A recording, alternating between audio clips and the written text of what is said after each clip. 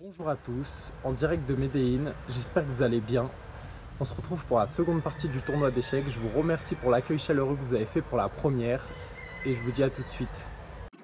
Allez, on se retrouve ici pour l'analyse de la seconde partie. Alors, la seconde partie, j'ai joué contre un 1888, un petit peu mieux classé que le premier adversaire, sachant qu'il est monté jusqu'à 2100 Elo, donc c'est quelqu'un qui a quand même pas mal d'expérience dans le jeu d'échecs. On va regarder ensemble la partie, sachant que cette fois-ci, j'avais les noirs. Donc, avec les noirs, on a un petit désavantage, c'est que on a un coup de moins. C'est les blancs qui commencent. Et d'ailleurs, il a joué le pion en D4 pour commencer, comme la partie précédente que j'avais joué avec les blancs. Donc pour cela, j'ai répondu cavalier F6, j'ai sorti mon cavalier, ce qui est assez normal pour le moment. Il a mis le pion en C4, ce qui est aussi assez normal, puisqu'il contrôle les cases centrales, comme dans la partie précédente, c'est exactement la même chose, sauf que cette fois-ci j'ai les noirs. Moi je décide de mettre le pion en G6, qui est donc une ouverture fianchetto. Pour le moment, le fou va être en fianchetto. Fianchetto, qu'est-ce que ça veut dire? C'est qu'un fou va être sur la grande diagonale. Donc la grande diagonale, il y en a deux aux échecs. Une qui est donc H8 A1 et une autre qui est H1 A8. On le voit bien ici pour les débutants. Comme ça, vous apprenez le terme fianchetto. Voilà. Donc là, je vais mettre mon fou en fianchetto. G6.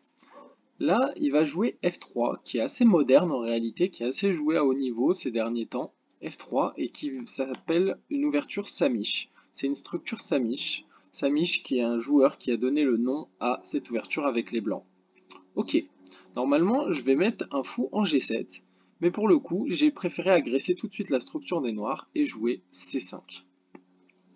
Lui, il refuse de prendre, on a déjà vu sur la partie 1 qu'il vaut mieux pas prendre, même si ça existe dans cette position, on peut prendre, mais il a préféré pousser.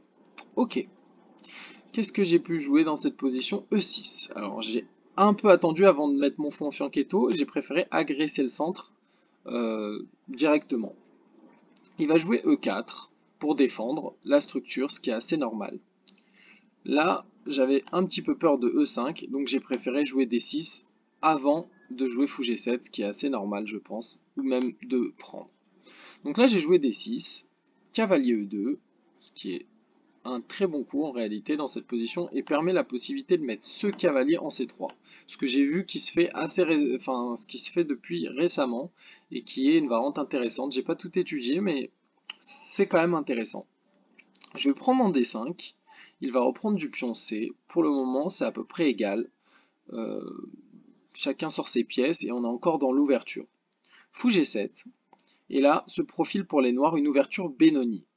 Donc là, ça s'appelle la Benoni. La Benoni, c'est qu'on a un pion en C5. Là, il y a un pion D5, c'est assez caractéristique. Un pion D6 et un fou en fianchetto. On arrive sur des systèmes Benoni. Ça ressemble d'ailleurs au Gambi Benko. La différence, c'est que ce pion-là, on l'a toujours. Cavalier BC3. Alors là, pour le coup, il aurait pu mettre le cavalier E, qui était donc assez à la mode en ce moment. Mais il a préféré jouer cavalier BC3. Ok. Là, je joue donc petit roc. J'ai quand même bien sorti mes pièces, si on le voit. J'ai mon fou qui est en fianchetto, qui est assez fort, mon cavalier, et j'ai déjà roqué, alors que lui, il n'a toujours pas roqué. Donc j'ai un petit peu d'avance de développement, mais j'ai moins d'espace. Et lui, il a une structure très solide, et pareil, une lance avec la pointe de sa lance qui est quand même assez avancée, contrairement à la mienne. Cavalier G3. Donc cavalier G3, on l'a déjà vu, c'est assez intéressant de mettre un cavalier en G3 dans la partie 1. Et en même temps il libère le fou. A6. A6 en fait c'est assez thématique dans ce type de position, c'est pour aller jouer B5 et prendre de l'espace à l'aile dame et continuer sur notre ligne de pion. Là on voit bien que notre chaîne de pion nous donne la direction dans laquelle aller et donc là on va pouvoir jouer B5 et B4. A4. A4 c'est très thématique aussi, ça empêche B5 et c'est d'ailleurs un très bon coup. Cavalier BD7, je sors mon cavalier et donc c'est un très bon coup aussi. Fou E2, et donc là, il y a le choix. Là, dans cette position, en fait, on est dans une position assez théorique où il y a plein de parties qui ont été jouées. Je dirais des milliers de parties qui ont été jouées dans cette position, si je ne m'abuse.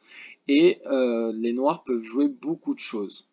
Il y a plein de choses qui ont été jouées, beaucoup de grands maîtres qui ont expérimenté des coups dans cette position. Et de mémoire, j'avais vu un coup qui me semblait vachement intéressant.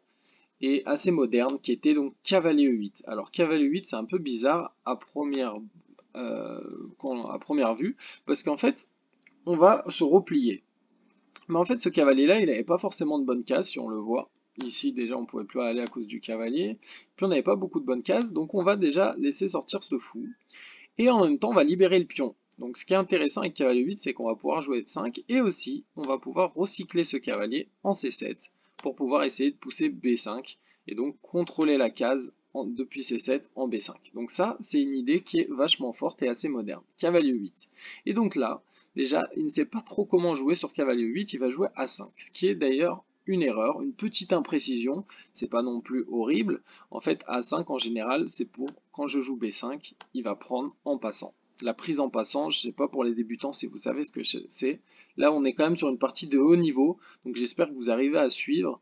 Mais j'essaye de vulgariser au maximum mes propos, mais ça va pas forcément être simple pour vous quand même. Ok, donc là sur B5, en fait, si je joue B5, on a le droit de prendre en passant. Vous pouvez vous renseigner sur ce que c'est dans les règles des échecs. Ok, dans cette position, j'ai joué H5, qui je pense est le meilleur coup pour aller agresser le cavalier en G3. Fou E3, H4, très bien, cavalier F1, F5. Jusque-là, je pense que j'ai assez bien joué. C'est une partie qu'avec des coups logiques. Ok, dans cette position, les blancs commencent à faire une erreur. Ils pourraient prendre en F5, ce qui est assez logique. Je pourrais reprendre de la tour ou du pion G, les deux sont possibles, je pense. Lui, qu'est-ce qu'il a joué? Il a joué Dame D2. En fait, Dame D2, je pense que c'est plutôt une erreur. Pourquoi? Parce qu'en fait, il n'a plus de case pour son cavalier. En fait, la seule case pour revenir en jeu en D2, bah, c'était donc D2, c'était à la place de la dame. Et là, en fait, il ne peut ni aller en E3, ni en G3. Donc évidemment, il va essayer de jouer fou G5 pour mettre le cavalier peut-être en E3. Ça, c'est possible. Donc là, en réalité, le meilleur coup pour moi aurait été de prendre en E4, d'après ce que j'ai vu. Cavalier prend E4, jouer B5, et essayer de jouer très rapidement peut-être sur la faiblesse B2, d'après ce que j'ai vu, après B5, prise peut-être, dame prend, et donc là, il y a tout de suite des problèmes sur B2, ce qui aurait pu être intéressant de jouer de cette façon-là. Il y a aussi fou G5 qui est possible à la place de la prise en passant, cavalier DF6, cavalier F2, KC7, cavalier E3 et dame E8. C'était pas si simple à voir honnêtement. Moi laisser ce pion G6 un petit peu faible, le pion H4, c'était pas forcément ce que j'avais envisagé, mais en tout cas l'ordinateur m'a donné cette ligne. Quand je dis l'ordinateur, c'est les modules. Les modules qui analysent les parties, ils nous donnent des variantes, ils sont très très forts. Donc des fois c'est intéressant de regarder ce qu'ils disent. Ok, donc là, j'ai préféré jouer cavalier E5 à la place de prendre E4, qui est un cavalier plutôt central, et je me suis dit, si je joue F4, il va bloquer son fou, et je vais pouvoir avoir une belle case en F7, ce qui me paraissait pas mal. Là, il a joué fou G5, qui est assez fort, il attaque et la dame, et le pion. Donc j'avais prévu fou G5, fou F6. Je me dis que s'il mangeait et échangeait les fous de case noire, c'était pas si grave, parce que j'allais essayer de fermer, et après mon cavalier allait être assez fort, j'allais garder un bon fou, au final, puisque mes pions sont sur case noire. Donc le fou de case blanche est assez bon. Et celui-ci est mauvais. Donc ça me paraissait plutôt pas mal comme position après dame prend F6. Évidemment, il aurait dû prendre en F5 dans cette position pour éviter justement F4. Bon, il a joué fou H6. Dans cette position, il est conseillé plutôt de jouer KG7, mais j'ai préféré jouer tour F7 pour la faire coulisser. Je trouvais ça vachement intéressant. Donc tour F7, ce qui n'est pas un mauvais coup, je pense. E prend F5.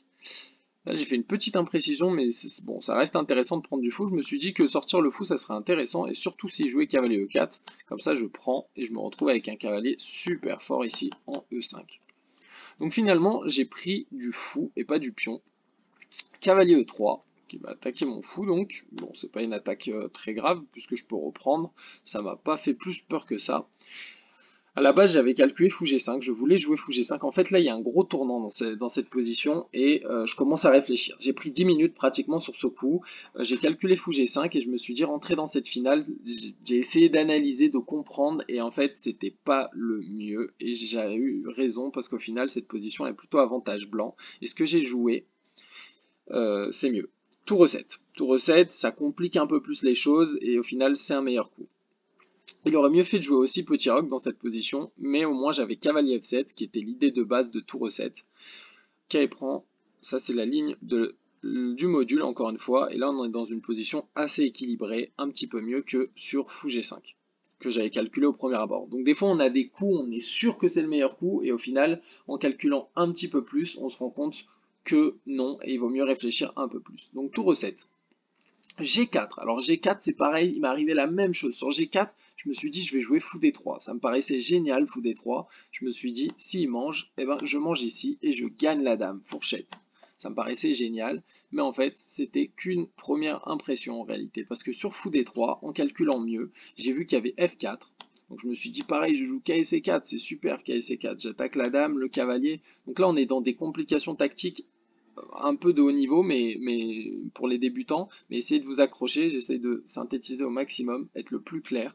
Donc là on attaque la dame et le cavalier en fourchette, et je me suis dit que s'il prenait ici, bah à ce moment-là je m'en sortais bien puisque je reprends ici, et lui il ne peut pas reprendre puisqu'il est cloué.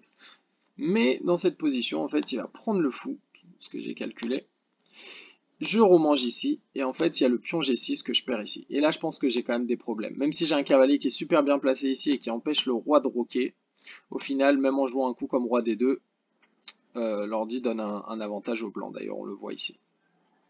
Ok, donc là, on continue.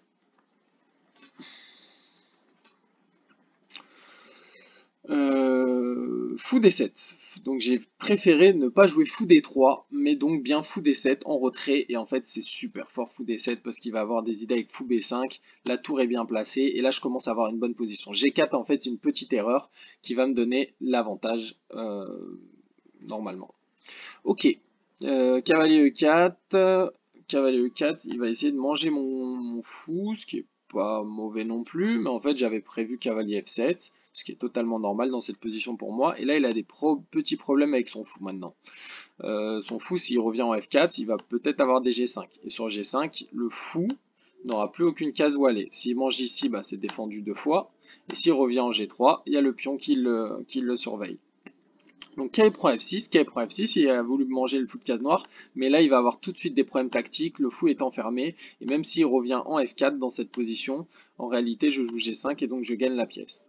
J'avais calculé Dame C2, je me suis dit que c'était pas bête parce qu'il va attaquer ici. Ma seule façon de jouer c'est Roi H7, Fou F4, Roi G7, ça j'avais calculé, et maintenant je menace G5. Et maintenant c'est difficile pour lui parce qu'au final il va avoir toutes ces pièces qui s'entrechoquent un petit peu, et donc j'ai une très bonne position. Il n'a pas joué Dame C2, il a joué pire, il a joué Dame C3. Et là, dans cette position, il craque totalement. Et là, j'ai plus trop de temps dans cette position. J'ai à peu près 25 minutes pour jouer. Bon, à la base, j'ai 1h30. 25 minutes, on va dire que j'ai encore du temps, évidemment. Mais il faut que je me mette un peu la pression parce que je commence à avoir pas trop de temps pour jouer. Quand j'arrive à 0, j'ai perdu. Donc, il faut que je joue un petit peu plus vite. Donc là, dans cette position, en fait, je rate la variante tactique. Cavalier prend H6, Dame prend F6 et Dame E8. Dame E8, ça va défendre G6 et en même temps, ça va attaquer donc le cavalier. Et si le cavalier bouge, je mange en E2. Donc là, je gagne une pièce clairement, hein, roi D2, tour prend E3, et je me retrouve avec une pièce de plus. Et donc, c'était pratiquement l'abandon hein, dans ce type de position à haut niveau. Donc, je ne vois pas cette variante tactique. Je vais jouer tour E8 qui au final est quand même honorable. Je libère la diagonale de la dame et je défends mon cavalier. Et je continue à attaquer le fou, évidemment. Donc là, G5. Là, on va terminer la partie, c'est bientôt la fin. Je mange en H6.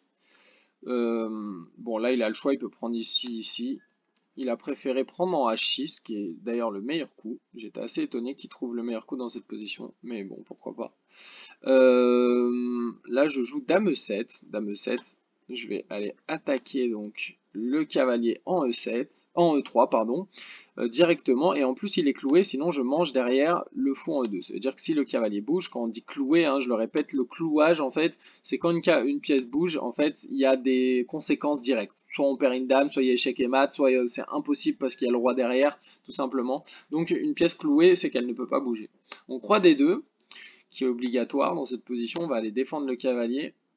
Et là, dans cette position, je rate encore un très bon coup qui est Dame F8, mais ça, c'était déjà beaucoup plus difficile à avoir pour aller manger en H6, suivi de Roi F7 pour défendre le cavalier. Et ça, c'était quand même beaucoup plus dur à voir. Et j'ai joué donc dame 5. Dame 5, dame centrale, j'échange les dames.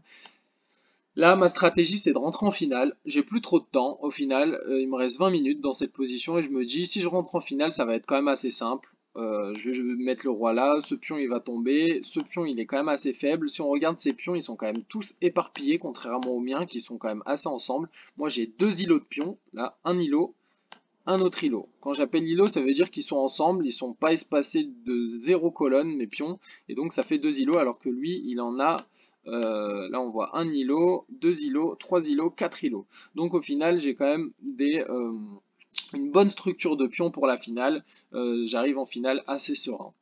Donc tour G1 qui est un bon coup, hein, il va essayer de contre-attaquer. Roi H7, donc roi H7 je défends le pion G6 qui était attaqué, et en même temps je vais aller attaquer celui-ci. Et là, il craque totalement. En fait, il aurait pu essayer de rentrer en finale, essayer de faire nul dans cette position. Il avait des petites chances de nul en prenant, tour prend, fou D3, tour G8, F4, cavalier E4, roi C2, tour E8. Et dans cette position, c'était pas clair. C'était pas si simple à gagner pour moi. Mais il a craqué tout de suite avec la pression et il a joué dame B3. Alors pourquoi ça perd dame B3? En fait, il y a le coup dame D4, échec, qui attaque donc le roi. Et là, en fait, qui pose une question tout de suite aux blancs. Qu'est-ce qu'ils peuvent faire pour défendre dans cette position? Rien faire, en fait, c'est l'abandon. Parce que s'ils mettent le fou, je mange. Le roi, je mange avec la tour en E3. Donc il faut le caler quoi qu'il arrive. Et on pourrait croire que dame D3 défend, mais c'est illusoire. Je peux prendre en E3 et en fait la dame est clouée. Et là pour le coup elle est clouée de façon euh, intrinsèque. En fait la dame ne peut absolument pas bouger parce qu'il y a le roi derrière. Donc, dans cette position, la dame ne peut même pas bouger, on pourrait croire, mais elle est clouée en fait. C'est interdit de laisser le roi en échec. Donc tour prend E3 est super fort. Donc la seule chose qu'il peut faire, c'est échanger les dames, et là je reprends du pion et je défends ma tour. Donc dans tous les cas, après dame D4, en fait, je gagne une pièce, et c'est pour ça qu'il y a eu abandon. Et donc, ça sera tout pour cette partie aujourd'hui. Ça a duré un petit peu plus de temps parce qu'on était sur une partie d'un peu plus haut niveau. Et j'espère que vous avez pu suivre jusqu'à la fin. N'hésitez pas à vous abonner. Je continuerai donc demain avec la partie d'aujourd'hui que je vais jouer à 18 h heure colombienne. Voilà. Et ben, je vous souhaite une très bonne fin de journée et à bientôt. Ciao, ciao.